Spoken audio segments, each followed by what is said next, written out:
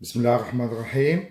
اليوم عندنا أكلة همبرجر، برجر دجاج، وراح أعملها بفخاد، وراح أحط معاها كزبرة خضراء، وراح أحط معها معلقتين كبار بقسماط، هدول كيلو تقريبا، ومعلقة فلفل أبيض كبيرة، وخمس حصص توم، ومعلقة ملح. طبعا البقسماط هي الكعك، وراح أحط معاها فليفلة تطلع نكهتها غير شكل. وهلا رح نعملها مع بعض وشوفوا كيف.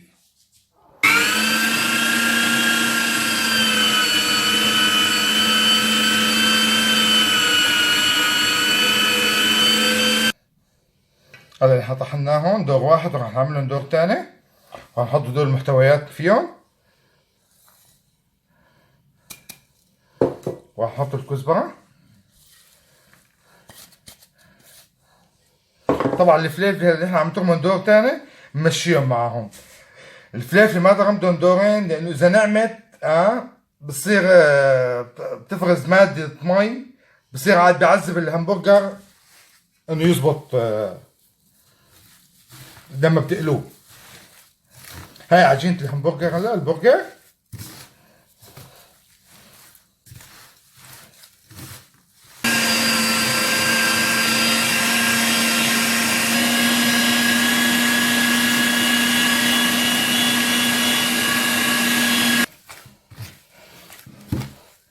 شايفين كيف الفليفلة طلعت له لون حلو؟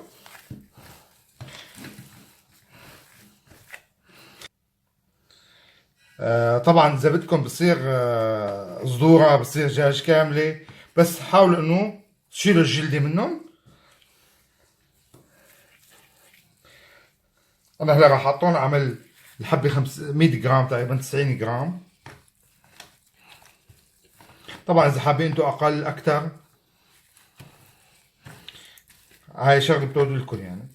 وما انه حابب يحطوا فليفلة كمان، بس انا هيك حبيت احط وجرب، واكيد رح تطلع نكهة طيبة. طبعا لو حابب يستبدل الكزبرة الخضراء بكزبرة يابسة كمان، على كيفه.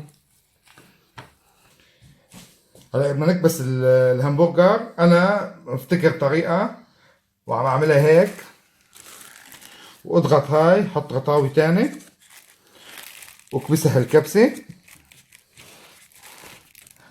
بس اليوم ماشي بالسوبر ماركت، ولا لقيت طريقة بالصدفة احسن من هاي بالنسبة لإلي يعني.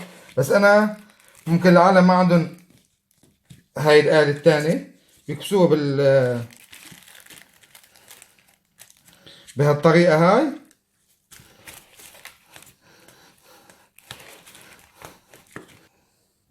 هلا كبسناها، حطيناها هون. بس اليوم انا لقيت هاي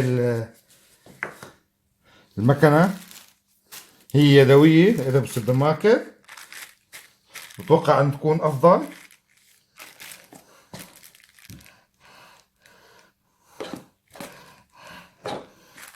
بس هيك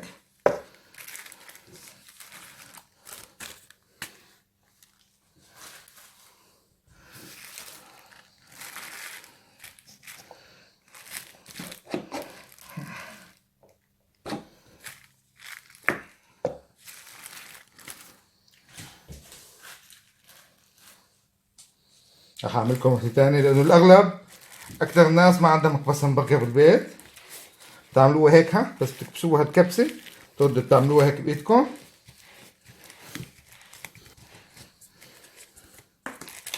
شايفين؟ تطلع حبة نظامية يعني، ما حبة ما سيئة. هلا صارت الهمبرجر جاهزة. طبعا انا هون في عندي اكياس نايلو استخدمتها لانه ما لقيت نايلو، اكياس خبز يعني، وكبس فيها الهمبرجر. وهي عجينة الهمبرجر هيك صارت جاهزة. اذا عجبكم الفيديو دعمونا بلايك وشاركوا بقناتنا.